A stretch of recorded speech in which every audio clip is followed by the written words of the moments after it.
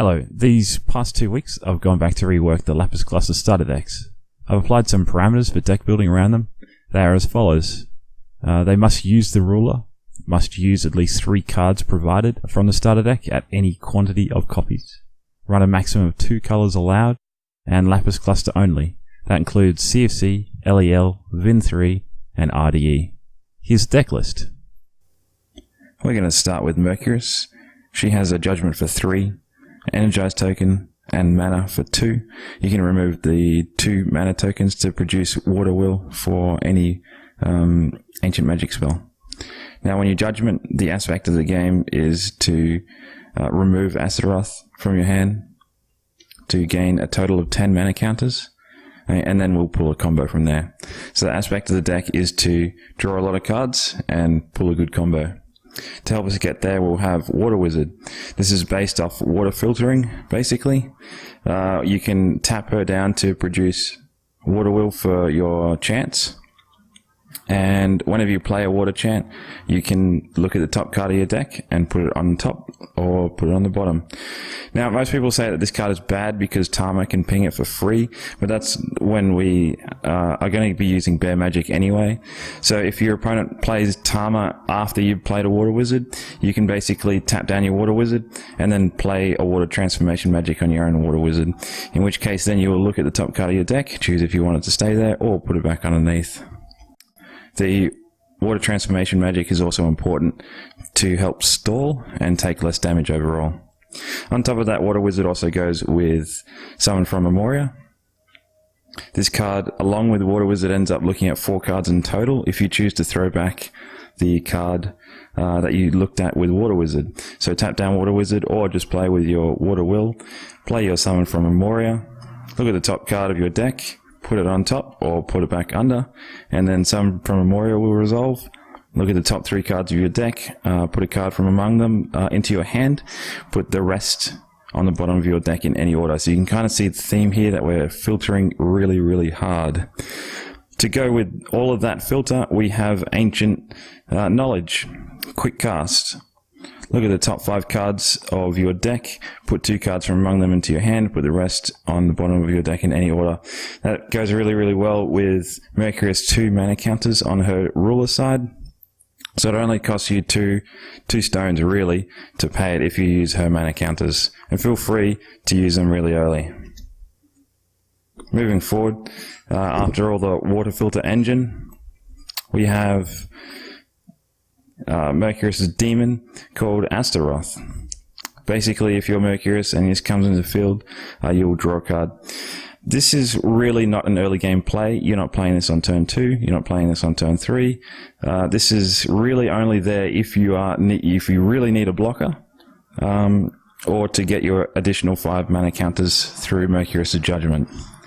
Alternatively, you can drop this with the Rising from the Depth combo to net a card back. Additionally, if you're into the late game, you can pay 2 blue will to return it to hand, and then you can drop it again for another card. But really, we run this at 4 copies because we want this to be found on the draw, in which case we'll judge with Mercurius and remove it from the game. To assist with draw, we also have Divine Bird.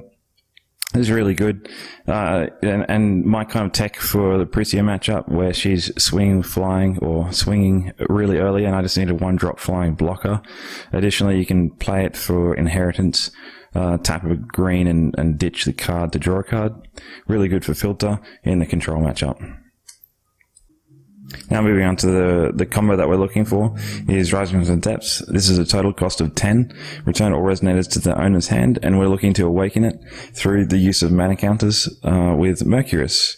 Awakening is you may put up to 3 water resonators from your hand into your field.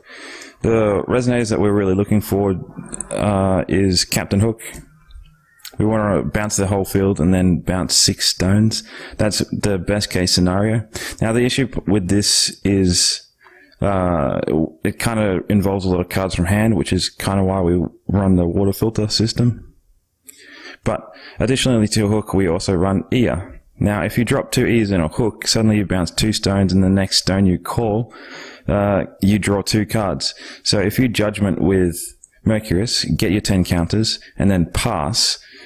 You can then call a stone next turn. So if you use your mana counters and play Rising the next turn, drop down 2 ears, call a stone, you suddenly start to refresh your hand and still bring in a good board.